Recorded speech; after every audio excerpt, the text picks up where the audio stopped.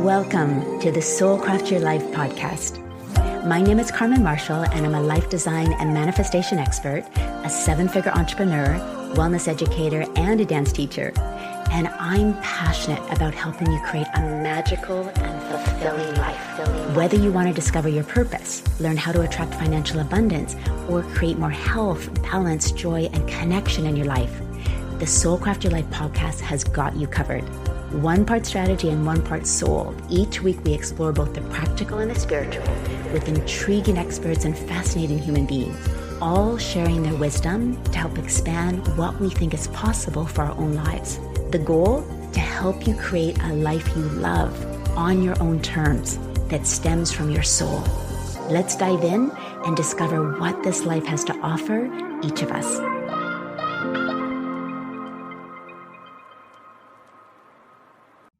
Hi, gorgeous souls. Welcome to episode 9, which is all about living a life less ordinary with Phil and Penny Kirk. This week's episode is part 2 of episode number 8. So if you haven't listened to it yet, go back and listen to it first because this episode will make much more sense. Phil and Penny are 2 of the most fascinating, heart-centered, and genuine human beings that I've had the privilege of meeting and having in my life for the past 20 years. They epitomize creating and living a life less ordinary. Their years have been filled with the accumulation of experiences. They've been professional athletes, coaches, parents of 3 musician sons, and business owners, just to name a few titles.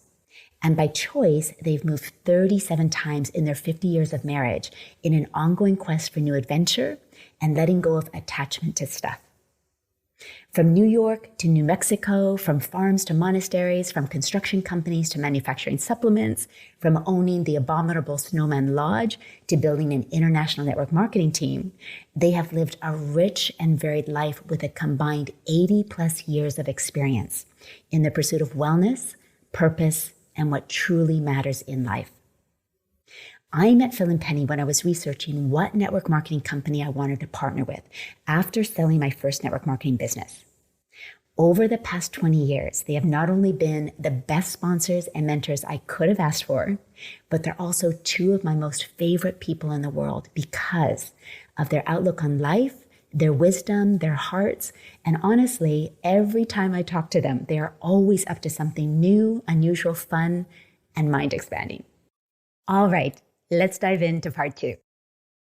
So with your life of just choosing all these different paths for livelihood and experiences and just everything that you've done, how have you married going with the flow, but also achieving goals, intentionally creating your life? Because a lot of my listeners always ask that, like, how do I go with the flow, but also still intentionally create my life?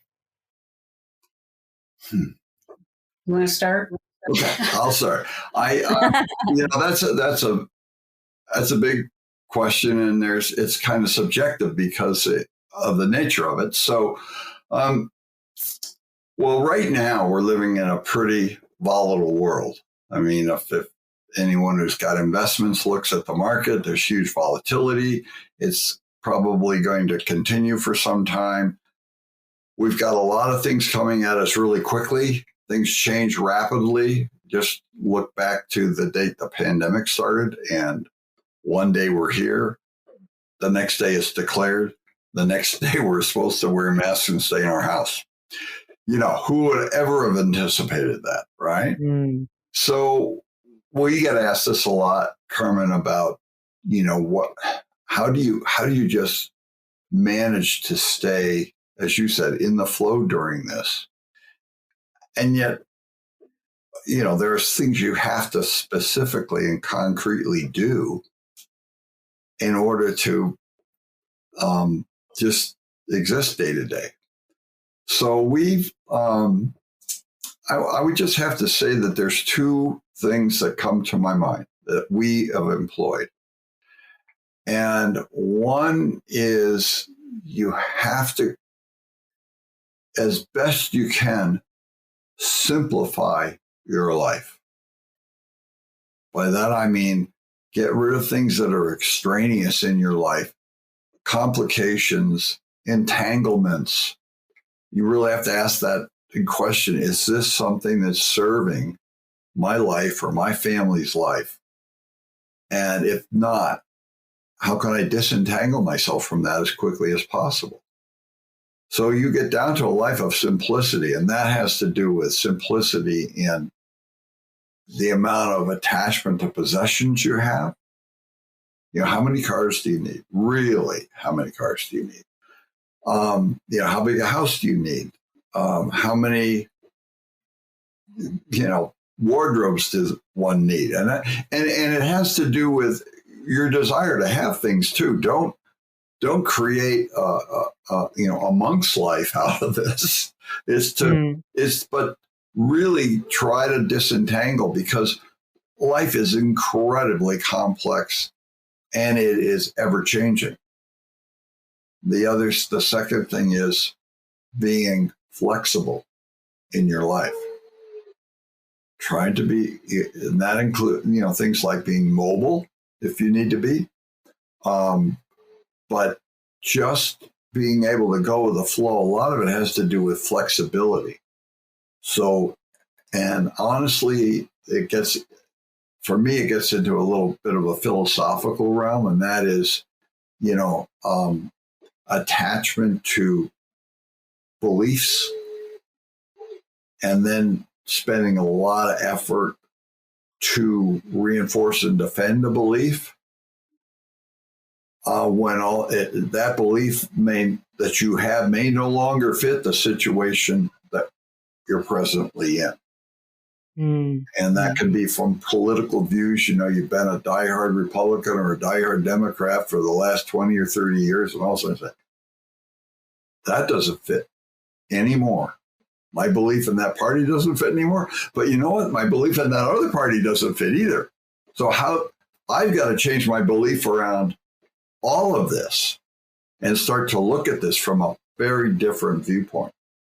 And so, that to me, to bring it around, simplify the answer is you got to be flexible, and you really, really need to just, it's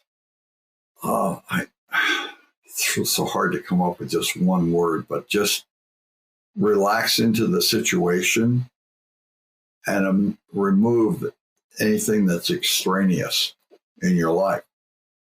And because ultimately we are the sum total of our beliefs. And if we can recognize that and come to grips with the fact that's what we are, what are these, the beliefs, what are they serving me? Are these beliefs serving me at this point?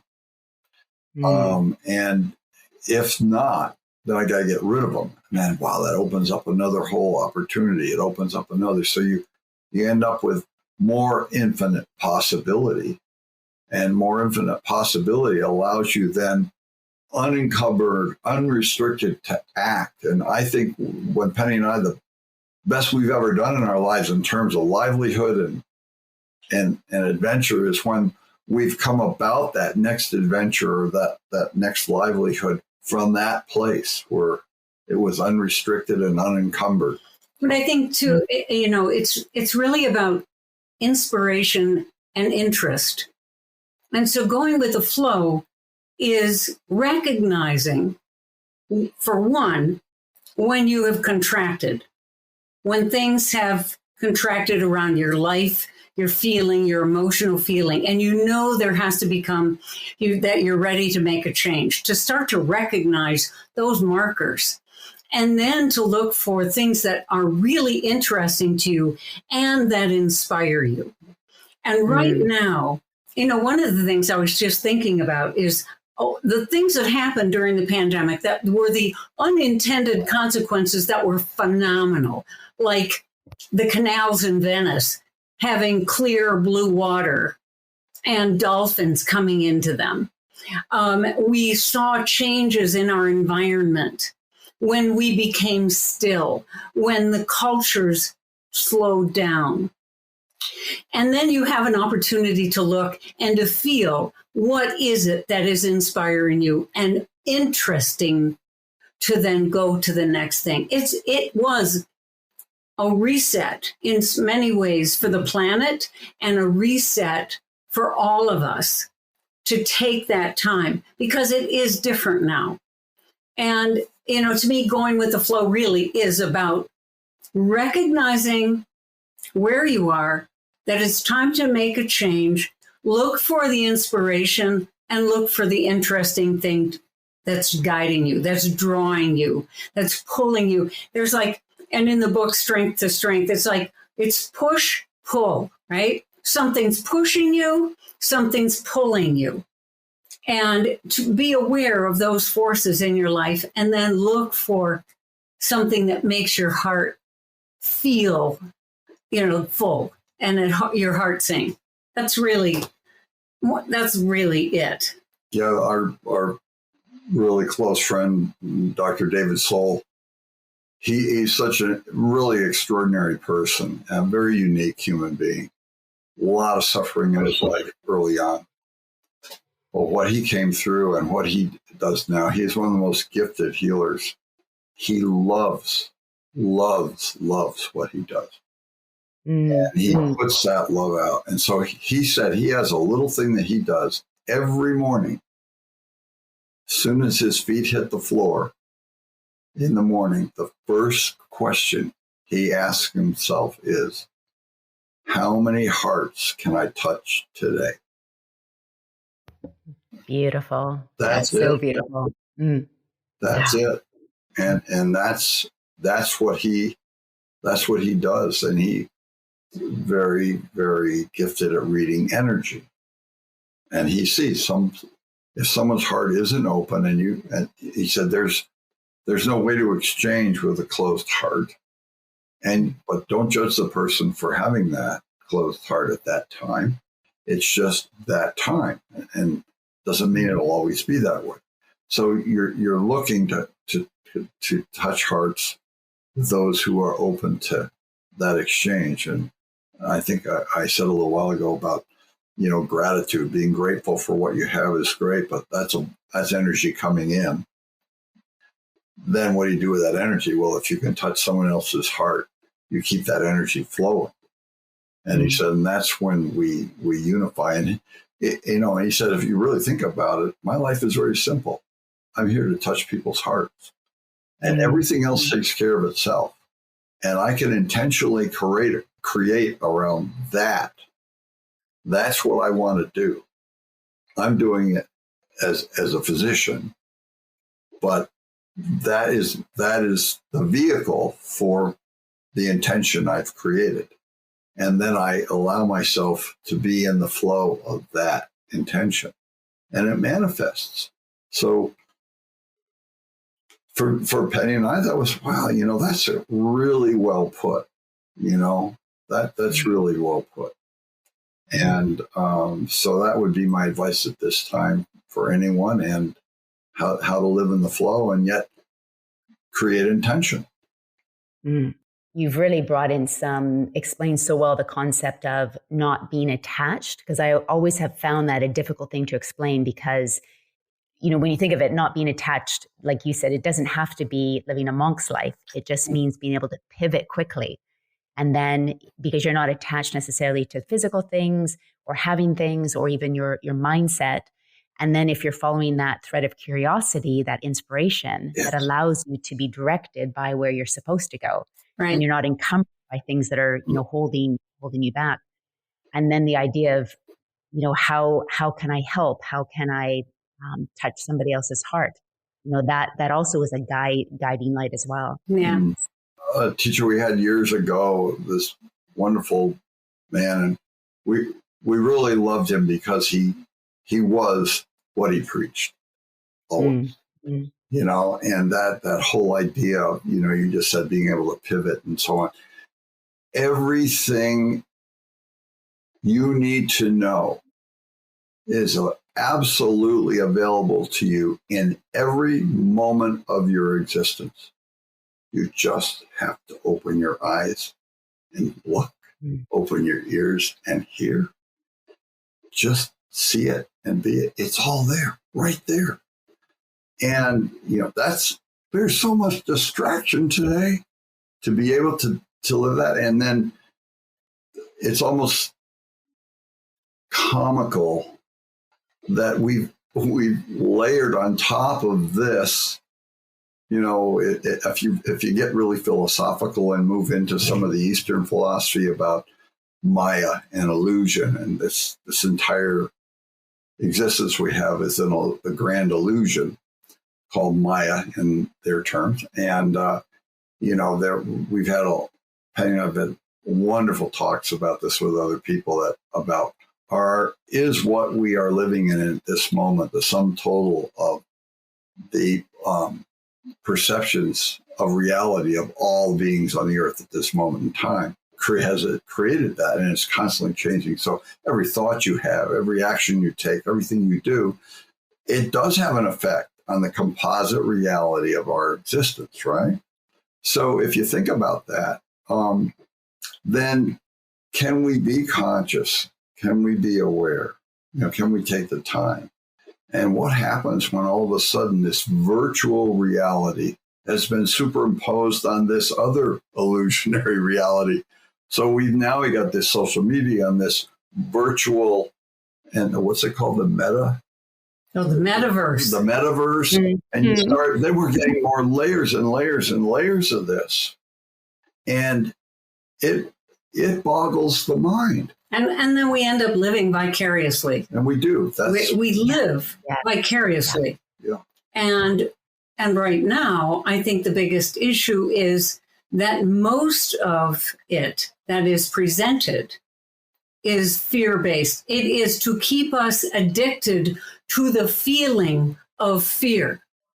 We become addicted to that sensation. So we watch shows, we watch movies, we continue to choose that feeling because we've become addicted to it. And once we start to recognize that, and then you start to change it, it's like, why is it so hard to then start to watch a different kind of a movie, to read a book, a romance novel, when you just read the 7-part thriller series of, the Flynn, the guy who goes out and he saves the world, and it's an amazing difference, right? Yeah. And our society and our culture has become much more addicted to that feeling. We like that feeling. Yeah. And why is it so hard to, I think nobody reads books, sits down with a book anymore because we're so used to Instagram, getting that quick fix. Yeah. It's so hard to sit down, even for me who loves books, for more than 5 minutes with a book. Yeah. Yeah. I know. It's amazing. We found ourselves that's a discipline. We kind of fall back on our athletic careers and what we knew, I don't want to get up and run today. It's raining, it's cold, but I got up and ran, Yes. So that's I can put this thing down now. I can go off Instagram. I can read. I can read this. But it's a practice. It's it not. Is. Yeah. It is. You actually have to catch yourself, versus 5 years ago, it was so good to sit down with a book. Now it literally is, I have to say, wow, I'm finding it hard to focus for more than 5 minutes. I need to, And so that goes hand in hand with why it's difficult to actually put into motion the wheels moving in the direction of creating a life that's different. Because you have to hold that thought. What is it that, in order to 14 seconds. 14 seconds. You have to hold one single I would challenge thought. Any of us. I've never been able to do it. For 14 seconds. If you can hold one thought and only that thought and no other thought and no other, I'm thinking that thought. Oh, yes, I'm thinking, I'm 7 seconds into this. We've lost it. Hold that thought for 14 seconds. So, and it feels like an eternity. And because we've been so programmed now with the instant gratification, everybody thinks that they're going to put on a video on TikTok or Instagram, and what are we after? It's going to go viral, right? And it's going to reach 1 million people, and then we're going to make thousands and hundreds of thousands of dollars because that became viral. And so it's given this perspective that it can happen. And yes, it has happened for some people. But in order to really, truly create the life that you love to get up, and it's not about that, the end, it is about the actual thing you're doing that you love, which is the gift. Yeah. That's the gift. It's the process. And it isn't about the thing that is out there in the future. And that's the creating your life is creating what it is do you like to do and is interesting to you today. But it's such a different society because Instagram especially has promoted this because you create something and then it's gone. Right. It's like that versus if you're creating something that's really real, it's lasting and you can enjoy it for a long time. Right. So given where we are, and this is such a good segue to this, with how the world is today, with all of your lived experiences, how would you recommend people handle and approach life right now? Because it's so uncertain. People are worried about a possible recession, or if we're in a recession, there's so much polarity, there's so much conflict. How would you advise people approach it to stay grounded, hopeful, inspired? Well, the first thing that comes to mind is breathe. Breathe. Learn Wim Hof. Learn Wim Hof breathing. Take the moment to become grounded. Recognize that most of the time we are not grounded. Most of the time we are in our heads. We're looking at our phone. We're looking at a screen. And all of the energy ends up from your upper torso. It's mostly here up in your neck. Into your head. And into your head. And so recognize that by breathing and bringing that energy down and connecting with the earth, go walk on some grass if you can with bare feet. Ground yourself. Those little things, breathing and grounding, are incredibly powerful. Incredibly. And and then allow yourself to open to the source of your inspiration, which is your higher self. And it is speaking, and it speaks through you, and allow yourself to actually hear that and speak the words that you hear coming in. And it's almost like you have to set yourself aside. It's like, okay, I'm going to move aside and I'm just going to allow these thoughts to come through my head and come out my mouth and not be attached that you had to create them. It's a higher you that create them. It's not this little you. And so then you will be given, you'll start to hear the right information for you. But you do have to be grounded. Well, being open, again, it gets back to what we were just talking about, being try to simplify and try to become more flexible in body, mind. Just those two things, an uncluttered mind and a mind and body that's flexible, is open to infinite possibility. And possibility exists even in the kind of times that we're in right now. Mm-hmm. In fact, maybe more possibilities exist because they're coming at us faster. And so you become so much more aware of what the true needs are of, let's start with the earth, and then we move to all the species on the earth, human beings, our needs, and how can I serve that? Meaning, how can I give to that? You become aware of these things, and then that creates huge livelihood opportunities. Some of the most amazing things have occurred out of like the Great Depression or, the chaos of times. And I think that it literally, it's like, I don't want to be afraid anymore isn't going to get you out of fear. But to say I don't want to be afraid, I'm not going to be afraid anymore.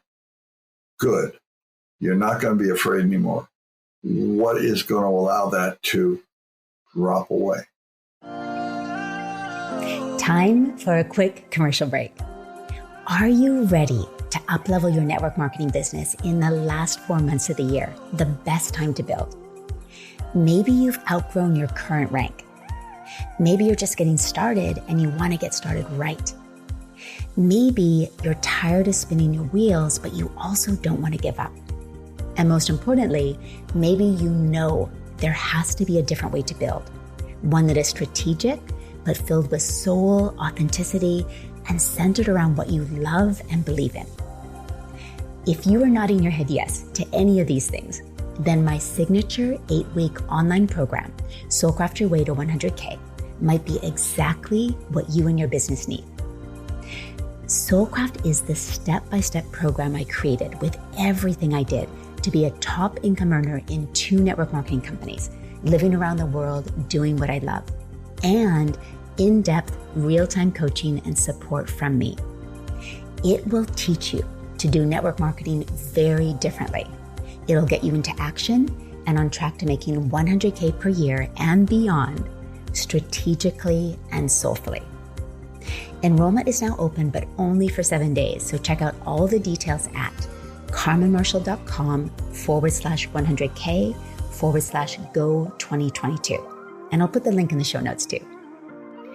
Here's to finishing this year with strategy, soul, and a little magic. Now, let's get back to the podcast.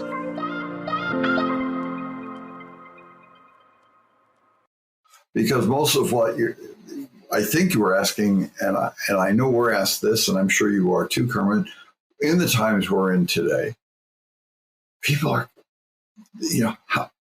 what do I do? I've never seen anything like this. This is really horrible. How can I make money? How can I this? How can I that? And they're just wound up in this mind race of fear. And so the questions are coming out of the fact that they're experiencing fear in so many different layers and so many different avenues of life that it's literally tethering them. And I mean, I'm not free of this. Penny's not free of this. We have our moments. We really do.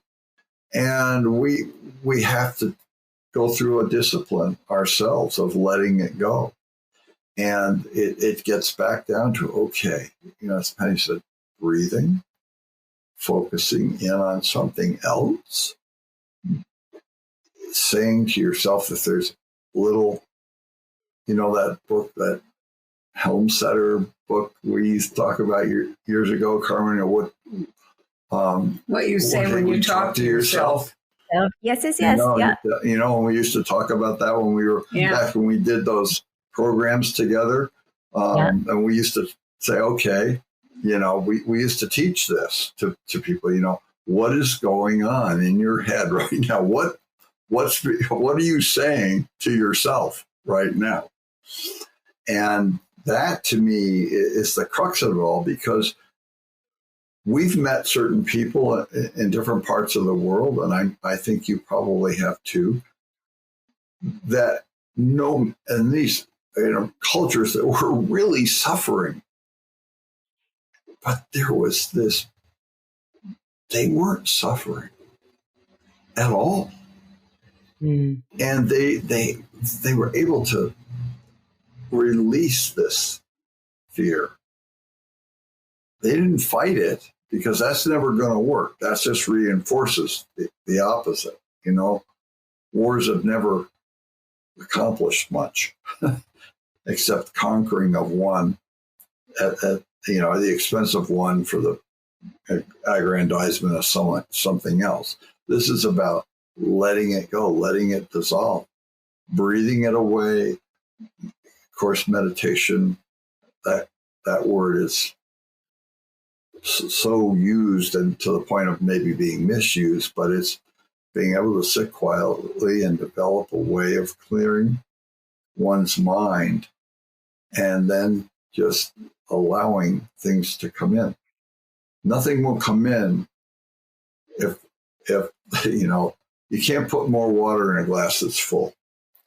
Mm-hmm. So if you create a sense of vacuum is not a state of equilibrium.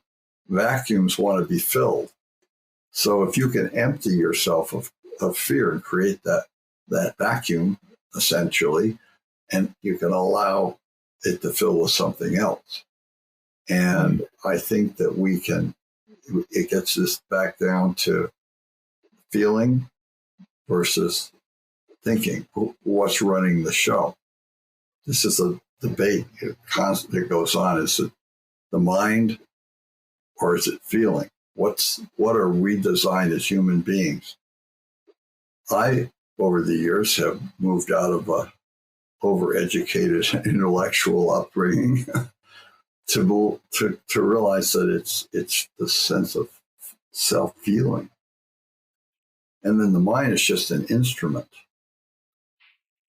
that works for that, rather than allowing the mind to create these emotional reactions and feelings. And flipping that and working on that, to me, is a huge endeavor for most of us, but it is so worth it. It is so worth it. I also think right now there are a lot of voids that need to be filled that we don't know about. When you have this level of change, this quick, in our economy with businesses, corporations, the rise and fall, and it's leaving holes, right? There's a lot of things that have gone away. Ways of doing business that we used to all use that've gone away. And so in that, the result of that is that there are all these voids, and within that there is opportunity. So I think if we can, take a moment from our fascination with, the royal family and the rich and famous, and get back to what it is that we're interested in and what do we see, start to become really observant of what is around and what things, need, where are some needs that aren't being met? How can we meet them? How can we be of service to someone in that moment? And I think, that to me is creating, a life you love. Yeah. And that is what is soul craft, right? Exactly. It's such a cool concept, and the way your work you created it's really wonderful. And I think that we at the end of the day, we've got all this new technology available to us, and more coming. It's so fast. That Tony Robbins book, what's it called? This one I'm presently reading, called Life Force. This is amazing. Fantastic book. And Tony, Penny and I have experienced Tony in person a few times. He's bigger than life. I mean, literally, physically bigger than most other people. But then, bigger than life, can get in your face. Too much sometimes for me, but I really appreciate what he's trying to do. I think his heart's in the right place. And teaming up with Peter Diamandis and these futurists, highly educated, brilliant people looking into the future of health and medicine and where we're going. This is amazing technology, amazing advancements in science. And I know the whole stem cell thing is one thing I pulled out of that book. I said, wow, and this stuff really works. And I'm a testament to that. But and so are many of the pro athletes that I could rattle off right now that most everybody knows have used that technology, that medical technology. And it's cutting edge, and it's how you use this technology, how you use it. And if I'm going to plug into the technology, let's just use social media as an example. I have an opportunity to be incredibly abusive with that technology, or I have an opportunity to use it as a tool to affect change in a really positive way, to empower people rather than discredit people. I think that the real question is, as a human race, actually, are we elevating our consciousness to a point where we can responsibly use this technology? We've been given this. It's just, there was it might have been like Matthew McConaughey or somebody. I'm not sure who said it, but it really struck me. And it was talking about the Constitution of the United States. It said, our forefathers gave us some wonderful freedom in that Constitution.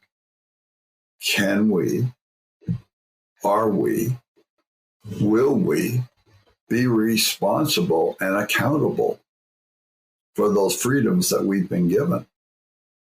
Or are we going to misuse them? And if we're going to misuse them, then they're going to be taken away. And systematically, they will be curtailed. We've seen that over the last, since I graduated from law school in 1970, I've said every decade, I tell Penny, we just lost a whole bunch more personal freedom. Wow.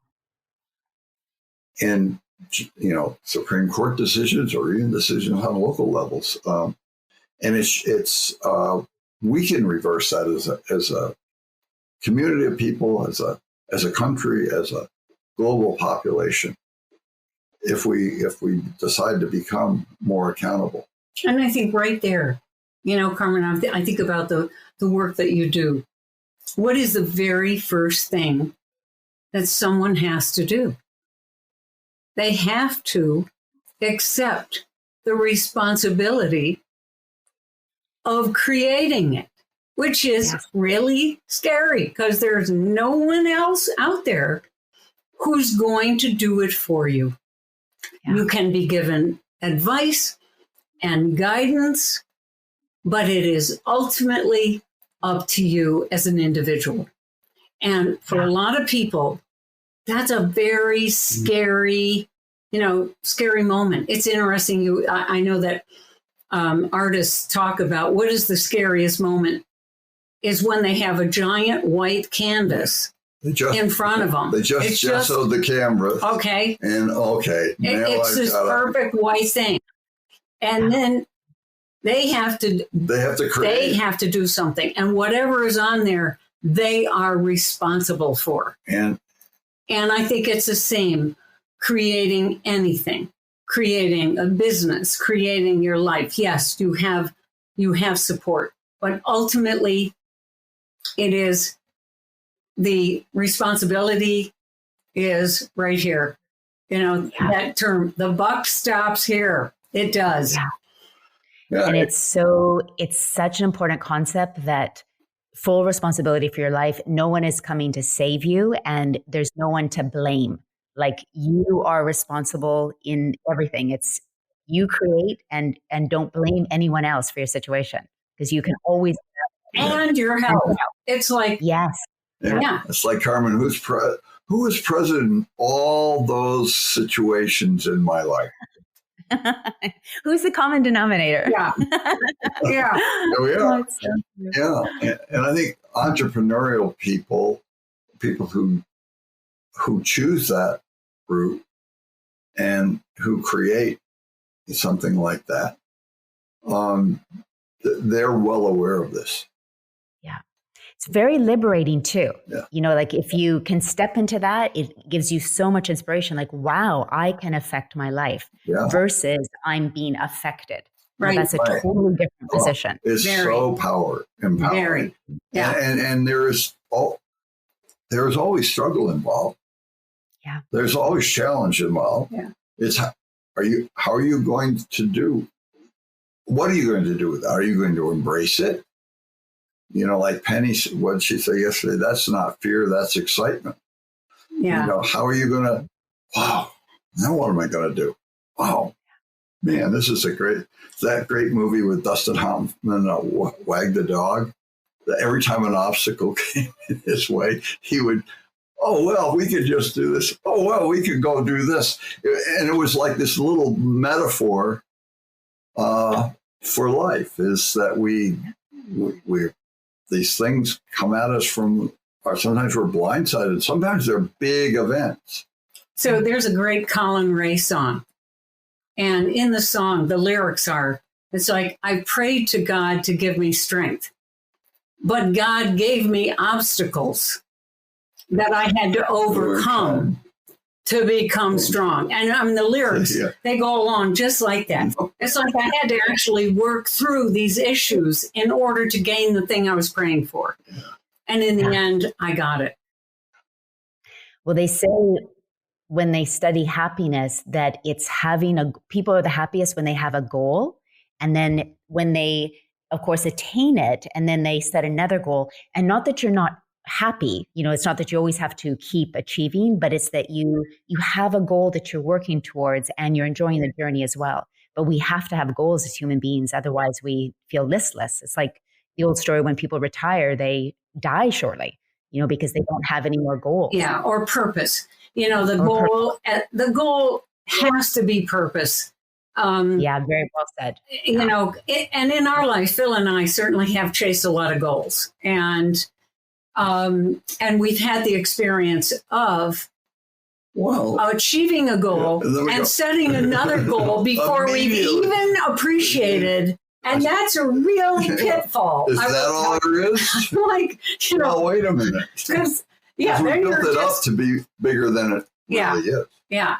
So never, ever forget to celebrate, feel, bring it in, take the time to feel the sense of accomplishment, because that is what builds the self-esteem, that muscle that allows you then to begin anew, to begin again. Yeah, well said. And I think you pointed out the distinction is that it's a goal that has purpose, that's meaningful for you. It's not just a goal. Yeah. So many people in my age group, you know, late 70s, or, you know, just let's say 65 on, are really dealing with this issue of relevance. Am I still relevant? You know, it used to be everyone retired at 65 were given a gold watch and off they went. If they were, you know, that happened to my grandfather, who, you know, worked his way from the mailroom to CEO and chairman of a large corporation. Still vibrant, still excited about going to work. You know, it was in the oil industry. And one day he turned 65 and it was mandatory retirement. He was done. And they threw a party for him, gave him a gold watch. He lost his whole desire to live after that. He had no purpose, nothing. And it was really sad to watch him just kind of wither away. And I think that that's something that's really important. And one thing I got out of that and examining that, now that I'm 78, and that's the year that he died. So he was 78 when he passed away. So I was reflecting on that, and I'm going, you know, the relevance issue does come up. And it's a conversation. I have a lot of friends of mine that I've grown up with and been, around on and off throughout my entire life. And one thing I've learned about it is Your relevance or irrelevance, it is not defined by anybody but yourself. Mm. You are the one that decides whether you're relevant or irrelevant. And if you're feeling irrelevant, then you have to create relevance in your life. And it's, to me, it's easier said than done for a lot of people. I'm going to say to myself, I had to, okay, there's some adjustments I have to make here. I have to start thinking a little differently. But it's very, very, a very important thing. And it's facing so many people now. Again, it's, I get back to being heart-centered and doing things like working in that clinic in the slums of Mumbai. What an environment to be in. But it was one of the more fulfilling little periods of my life. Mm. You know, we would start at 9 a.m. and go till 3 a.m. with little 10-minute breaks, see 600 or 700 people. They would come in, and it was just heart-wrenching, but it was so fulfilling to be able to give some hope, to give some help to people that had nothing, absolutely nothing. So that to me, I go back to how I felt then. Mm-hmm. I said, I felt relevant then. I really did. Yeah, and I think you mentioned being grateful, but then how can we pass that on? Like, how can we help? Mm-hmm. And I think even for me, I've noticed, like, when I wake up in the morning and think, how can I help? Where can I help? That puts you in a good mood right away. Right. Yeah. It's such a, what am I grateful for and how can I help? Yeah. And I think that's so exactly like how to be relevant at any age. Like, where can you help? And you get so much meaning from that. Yeah. Exactly. Yeah. And it's easy when you're in the contrast of situation I was in, being there, and then my own upbringing. Wonderful, brilliant, loving parents who provided me a great opportunity for education. And they were great role models for relationship and everything. And then I'm over there. It's very easy for me to be grateful, to have gratitude for that, you know? Mm-hmm. And then it's like, boy, what am I going to do with this that I've been given? I've got to pass it on. I've got to give it out. I have to. If it just balls up inside, then it becomes a problem. Here's where I think our relevance comes in. And that is, you know, Phil and I, when you've lived as many years as we have on planet Earth and experienced the different things we've experienced, when I see a young person who's brilliant, and you see a lot of, you know, amazing teachers and coaches, and they're in their late 20s and they're in their 30s, and they have all the information, right? But they haven't gone through some of those soul-defining failures, those deep failures, those times where nothing takes you in deeper than to have someone die close to you, divorces, your child, something happened to your child, and you have to just be present for that. And they haven't had that yet. So they're like, they can be perfectly, everything about their life is perfect. And I think where we're relevant is when they come to those places, when they start to get afraid that the recession, that, the cryptocurrency or the digital currency or that's when we can say, breathe, because we will all go through this, and just breathe. We can go through it together. Yeah. And it's, and for the most part, a lot of it is made up. It's so true. It's like we make it all up anyway. Yeah. So why don't we make up something really good? Yeah. Yeah. Phil and Penny, I've just loved having you. We could talk forever. We're going to bring you back and go into some other topics. But just as a closing, I always like to ask guests this. What is one of your favorite books that you think everyone should read? And I know you've read so many books. And what are you reading currently?